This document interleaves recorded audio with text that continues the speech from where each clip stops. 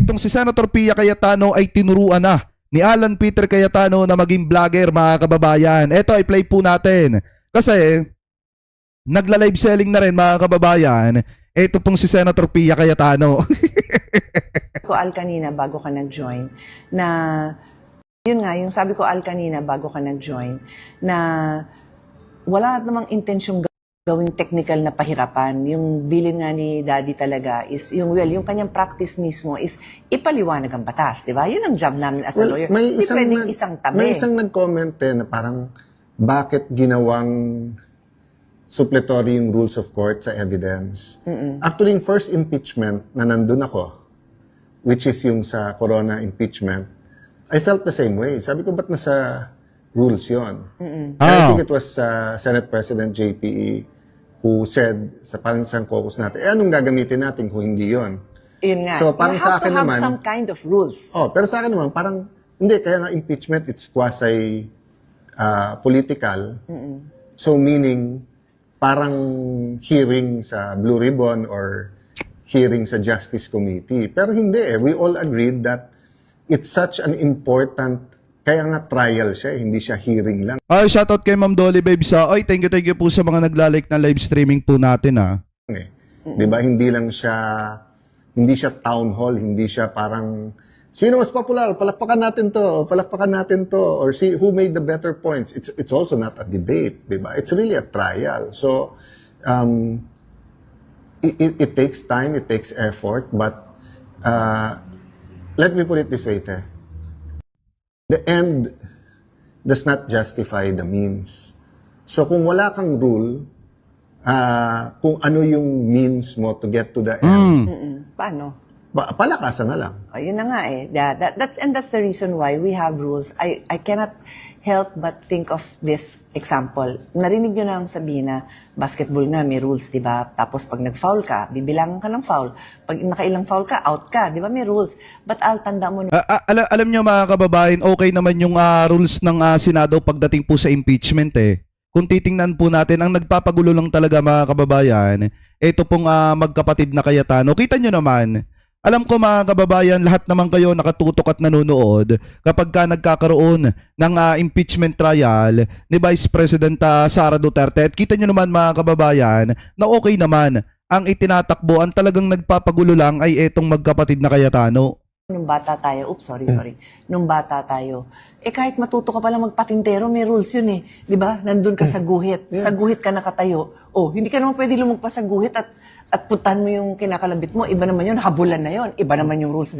Pag sinabing habulan, hindi mo pwedeng batuhin. Hindi batuhan yun, habulan.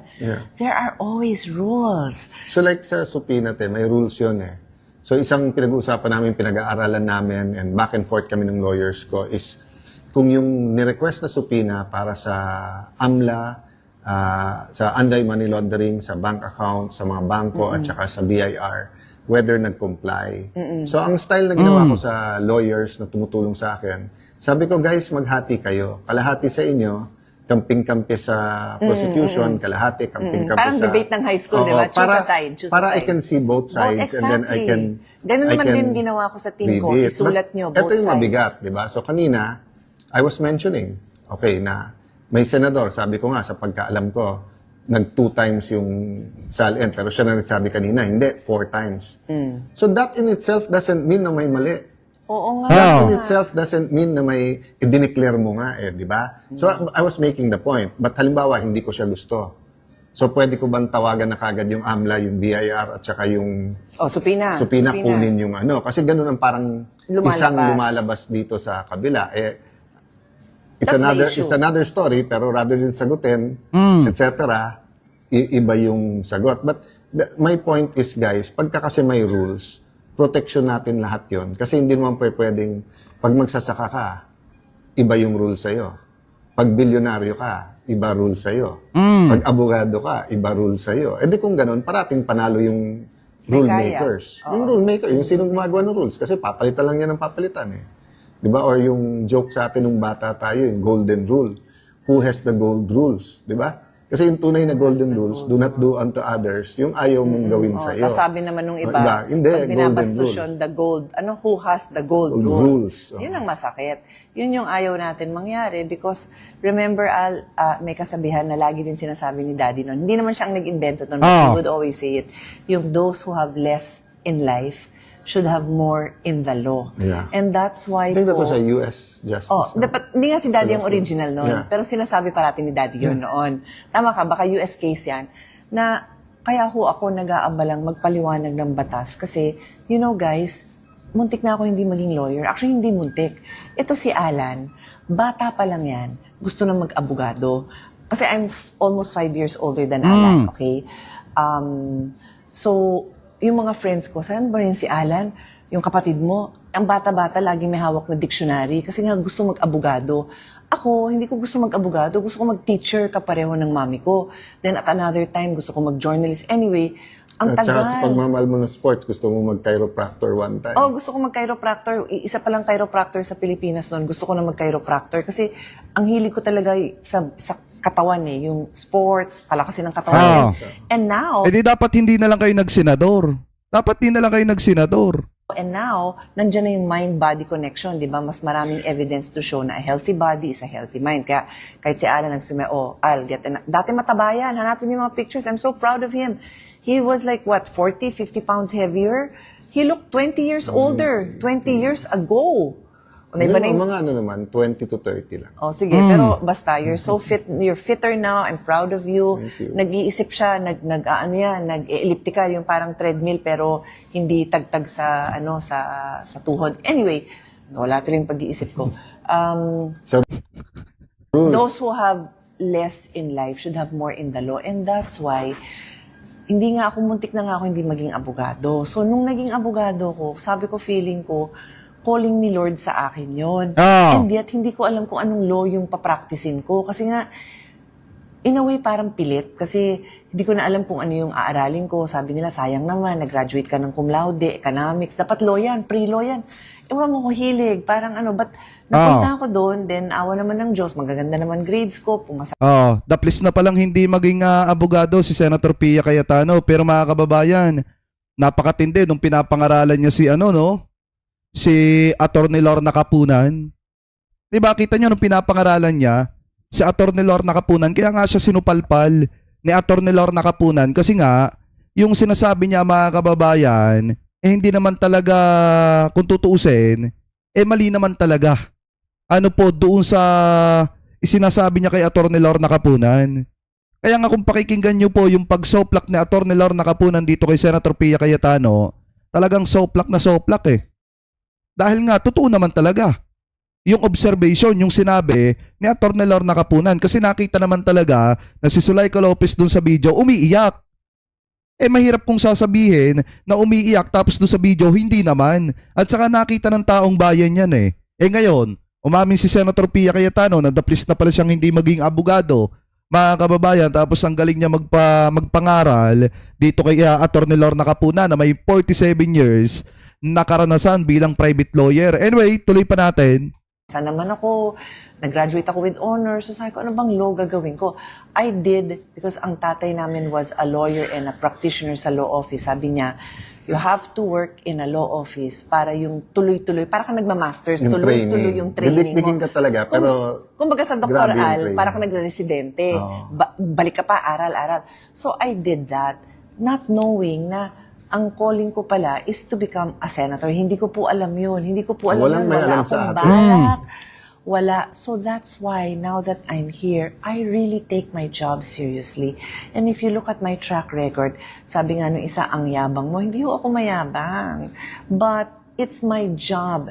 It is my God-given job to share whatever talent I have. May mas magaling sa akin magpaliwanag, I'm sure. May mas matalino sa akin, I'm sure din.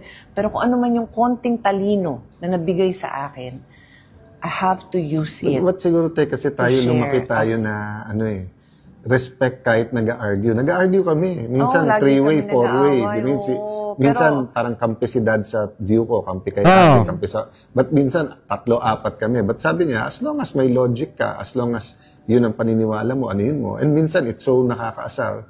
because you really believe in it, or just because yung parang, ba't hindi tayo mag-agree? Pero yung time na yun, wala naman yung parang galit na tayo kung we disagree, or kulong mo na yan kasi we disagree. Yeah. Guys, there's nothing wrong with having arguments, disagreeing. In fact, it makes you better. I mean, Yeah, kung, and kung that's every why- point in my life, si ate agreed with me, I don't think I'll be... I still have a lot of flaws. I'm still a work in progress. But tingin ko between the women in my life, my mom, my wife, Lani, and si ate Pia, di ba, they tell pag gusto o hindi. In fact, buong buhay ko ngayon lang nila pinayagan to. Bagay naman, nagulat ako ba? Pati ba naman yan? Kailangan pang pag-usapan. Pero maliwanag dito mga kababayan.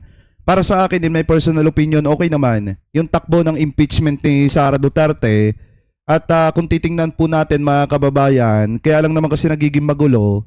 Ito base na rin sa sinasabi ng mga kababayang Pilipino po natin. Dahil nga po dito sa magkapatid na Cayetano. Tsaka makikita nyo naman yan kapag umuusad yung impeachment ni Vice President Sara Duterte, kung titingnan nyo mga kababayan, di ba karamihan sa taong bayan, kapag si Alan Peter Cayetano na yung nagsasalita, nawawalan po ng gana mga kababayan. Di ba nawawalan ng gana? Minsan nga yung iba, talagang umaalis pa doon sa video na pinapanood nila patungkol po sa proseso ng tawag dito ng impeachment trial ni Sara Duterte. Kaya nga mga kababayan, ito para sa akin po talagang kaya nagkakaganito itong magkapatid na Cayetano dahil alam nila na sa mga susunod na trial ni Sara Duterte matibay po talaga ang ebidensya mga kababayan at malaking posibilidad na ito pong si Sara Duterte, once na mapatunay na matibay yung ebidensya laban sa kanya, ma-impeach po talaga yan. Malaki ang posibilidad na baka ma-impeach po talaga yan. At saka ang isa pa, ito rin siguro yung dahilan kaya yung mga kaalyado ni Sara Duterte katulad po nitong Senador Clemente mga kababayan ay nagagawang magbanta. Dahil kung titingnan nyo, di ba dati pa naman talagang pinag-uusapan na mai-impeach talaga yung si Sara Duterte. Ngayon, di ba kung matatandaan nyo, sunod-sunod yung mga threat at mga pagbabanta sa buhay po, hindi lang ng mga politiko na sumusuporta sa gobyerno, kung hindi pati na rin sa mga vlogger na nagpapaliwanag ng katotohanan mga kababayan patungkol po sa mga isyu na nangyayari dito po sa ating bansa. Tingnan nyo, ito yung isang kasi sinasabi nung nakaraan, fake news daw yung video na ipinakita natin, na video ni Dado Clemente na nagbabanta sa buhay ng mga vlogger mga kababayan at ng ibang mga tao. So ngayon ito, i-play po natin. Ito kasi yung video na talagang masasabi po natin na walang mga effects. So ito yung tunay. Nasa inyo na. Marcos na mga vlogger tsaka mga troll. Sige sila, may itong mga Marcos na mga vlogger tsaka mga troll. Sige sila character assassination, sige sila bira ng bira. Ang suggestion sa akin ng mga commander, sir, patayin na lang natin yung mga yan. Tragis na yung pagkamikot ng gulong, patayin na lang natin. Screenshot na lang na screenshot kami, sir. Para maipasa dun sa intel natin, and then patayin na lang. They made a choice. Vlogger tsaka mga troll. Diba mga kababayan? Ganyan po kasi talaga yung mga yan. Pag alam nila mga kababayan na ito pong si Sara Duterte ay malapit ng ma-impeach, ang gagawin ng mga to, manggugulo, gagawa ng mga protesta, pagbabanta, karahasan, mga kababayan. Ganyan po talaga sila. Kaya nga kung titingnan nyo, lalo na dito sa usapin mga kababayan, ng pagkawala ni Mima Alicia, talagang para po sa amin in my personal opinion, talagang nakikita namin kung gaano kawalang puso itong mga taga-suporta ni dating Pangulong Duterte, yung tumatawa at masaya dahil sa nangyari kay Mima Alicia. Sabi ko nga po sa inyo mga kababayan, itong nangyayaring ito ngayon, hindi na talaga to hindi na masasabi mga kababayan na yung galit ng mga DD-shit kaya Mima, political na galit kung hindi personal na. Kasi sa totoo lang mga kababayan, ito po ni minsan hindi namin ginawa yan sa mga kaalyado po ni Sara Duterte o mga vlogger nila na pagbantaan yung buhay ng mga yon. Kasi nga inirerespeto po namin yung buhay ng isang tao. or buhay ng kapwa naming Pilipino. So ngayon, kapag hindi nila kaya sa argumento mga kababayan, hindi nila nagugustuhan yung vlog, ganito yung ginagawa nila. Pinagbabantaan nila at ang pinakamasaklap pa nga dyan mga kababayan, yung pagbabanta na yan, minsan, talagang humahantong din sa karahasan. Pero hindi ko naman sinasabi na etong kampo ng mga Duterte yung may kagagawan kung bakit nagkaganon. Etong si Mima kasi nga may investigasyon pa. Pero kung titingnan po natin mga kababayan, ganito po talaga katindi magbanta etong mga ito. So ngayon, mga kababayan, kung kayo po ang tatanungin, ano po masasabi nyo, hingil po dito sa mga topic na ito na tinalakay po natin. Ano po ang comment at opinion po ninyo hingil po sa mga issue na pinag-usapan po natin. So comment below na lamang po kung ano po masasabi nyo hingil po dito.